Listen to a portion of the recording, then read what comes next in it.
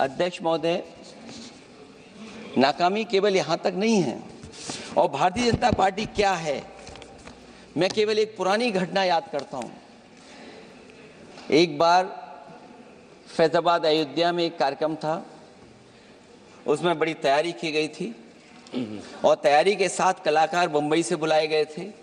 हो सकता है वो सहमति दिल्ली से ना रही हो, केवल लखनऊ की सहमति से हो रहा हो कार्यक्रम। और जब कार्यक्रम की पूरी तैयारी हो गई, भगवान श्री राम बनकर के कोई आ गया, लक्ष्मण बनकर के कोई आ गया, माँ सीता भी बनकर के कोई आ गया, हनुमान जी, और भगवान हनुमान भी बनकर के कोई आ गया। लेकिन जब लखनऊ से वो हेलीकॉप्टर उड़ा और अयोध्या पहुंचा तो सब लोग थे, लेकिन उसमें हनुमान नहीं थे।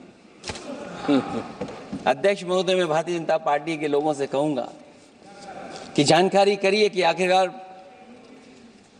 भगवान श्री राम थे, लक्ष्मण थे, सीता थी, लेकिन हनुमान क्यों नहीं थे?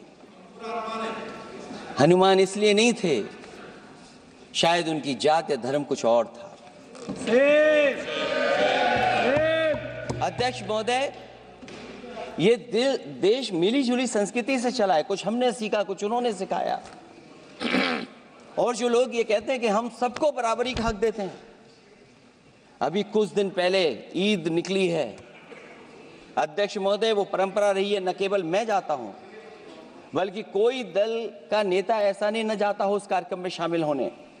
भारतीय जनता पार्टी के जो मुख्यमंत्री, उप मुख्यमंत्री, वो भी जाते हैं, उप मुख्यमंत्री, सभी धर्मों के नेता आते हैं।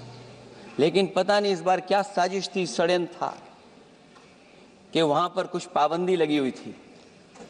अगर किसी कारण पाबंदी लगी हुई थी तो बात समझ में आती है, लेकिन जब जानकारी हुई है, किसी को नहीं पता था कि पाबंदी क्यों लगी है कि आप नहीं जा सकते वहां पर कार्यक्रम में शामिल होने। क्या यही भारत है, यही संविधान हमें रास्ता दिखाता है? अध्यक्ष महोदय, मंत्री जी बताएं हमें, वो खुद भी माइनॉरिटी हैं, भगवान बुद्ध के रास्ते पे चलते हैं। भगवान बुद्ध का रास्ता दूसरा है। हम आपको अपना मानते हैं तब भी जब आप हमारे बहुत सारे ग्रंथों को नहीं मानते हैं, तब भी हम आपको अपना मानते हैं। आप हमारे पुराणों को नहीं मानते हैं, आप हमारे उपनिषदों को नहीं मानते हैं। लेकिन सोचिए, हम हिंदू वो लोग हैं जो आपको स्वीकार करते हैं और गले लगा करके चलते हैं। अब मैं दूसरे धर्म पे नहीं जाऊंगा, कोई नाराज हो सकता है। मैं दूसरे धर्म के बारे में नहीं जा सकता, मैं केवल यही बताता हूं। और मैं उत्तर प्रदेश में, अध्यक्ष जी, जहां से आता हूं, मैं अपमान नहीं कर रहा हूं, मैं सच बोल रहा हूं। और ये बिहार के चुनाव में जो आप कह रहे हैं कि महिलाओं को 2 मेंबर बना दिया, इस बार मैं भी देखूंगा आप आगे भारतीय जनता पार्टी कितनी महिला लोगों को टिकट देंगे वहां पर।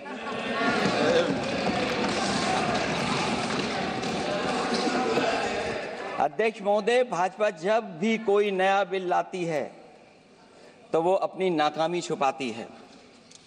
भाजपा वाले मुसलमान भाइयों की वक्फ की जमीन चिन्हित करने की बात कर रहे हैं, जिससे महाकुंभ में जो हिंदू मारे गए हैं या खो गए हैं, उनको चिन्हित करने की बात पर पर्दा पड़ जाए। अध्यक्ष महोदय, मुझे खुशी इस बात की कि हमारा धर्म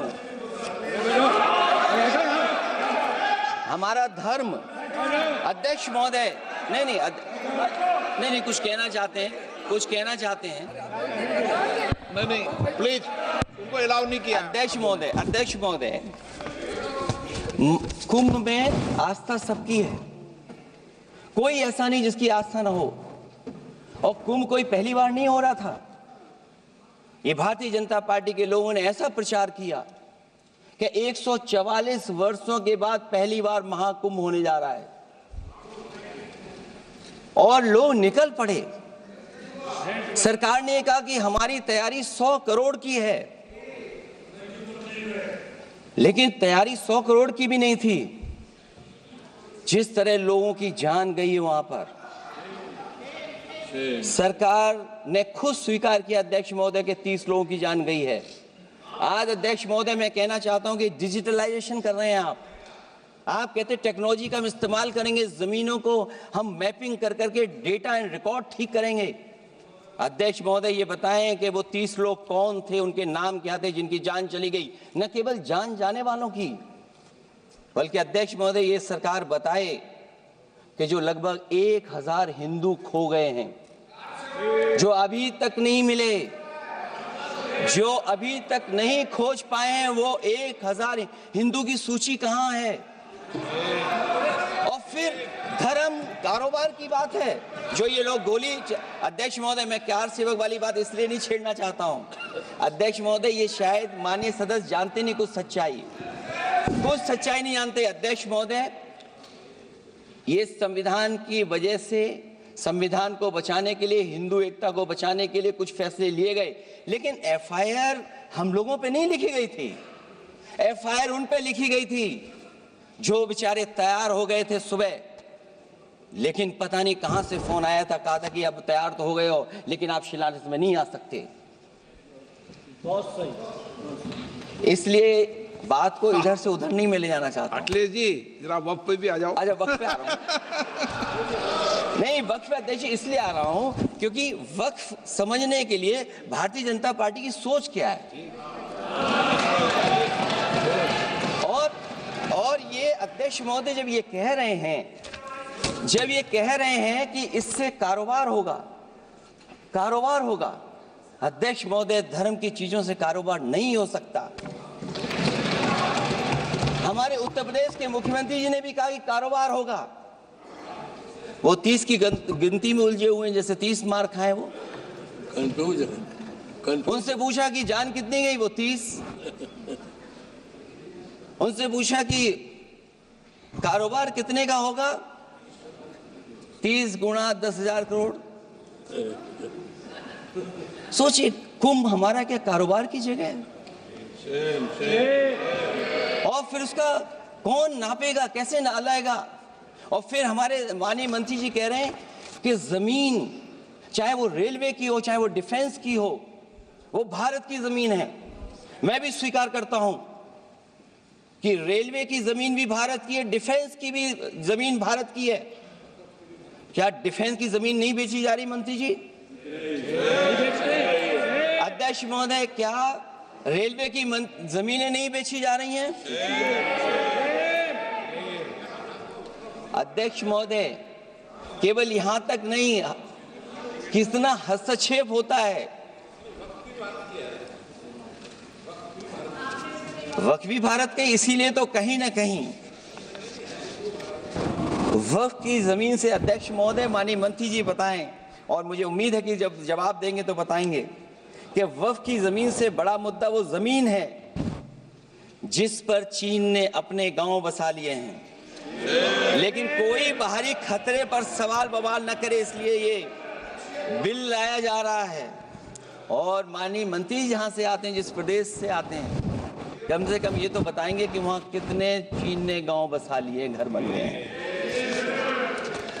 अध्यक्ष महोदय, आपके माध्यम से सरकार गारंटी दे कि वक्फ की जमीन कभी भी किसी भी पैतरेबाजी से किसी और मकसद के लिए किसी और को नहीं दी जाएगी। वक्फ की वर्तमान व्यवस्था में चाहे 5 साल के धर्म पालन की पाबंदी की बात हो, या कलेक्टर से सर्वेक्षण के हस्तक्षेप की बात हो, या वक्फ परिषद या बोर्ड में बाहरियों को शामिल करने की बात हो, इन सब का उद्देश्य मुस्लिम भाइयों के सार्वजनिक अधिकार को छीनकर उनके महत्व और नियंत्रण को कम करना है। ट्रिब्यूनल के निर्णय को अंतिम न मानकर उच्च न्यायालय में लेकर जाने की अनुमति देना दरअसल जमीनी विवाद को लंबी न्यायिक प्रक्रिया में फंसाकर वक्फ भूमि पर कब्जों को बनाए रखने का रास्ता खोलेगा। सबसे बड़ी बात यह कि वक्फ बिल के पीछे की न तो नीति सही है, न नियत। ये देश के करोड़ों लोगों से उनके घर दुकान छीनने की भी साजिश है। भाजपा एक अलोकतांत्रिक पार्टी है, वो असहमति को अपनी शक्ति मानती है। जब देश के अधिकांश राजनीतिक दल वक्फ बिल के खिलाफ हैं, तो उसे लाने की जरूरत क्या है जो जिद क्यों कर रहे हैं सरकार? वक्फ बिल का लाना भाजपा की सियासी हट है। वक्फ बिल भाजपा की सांप्रदायिक राजनीति का नया रूप है। जी न्यूज़।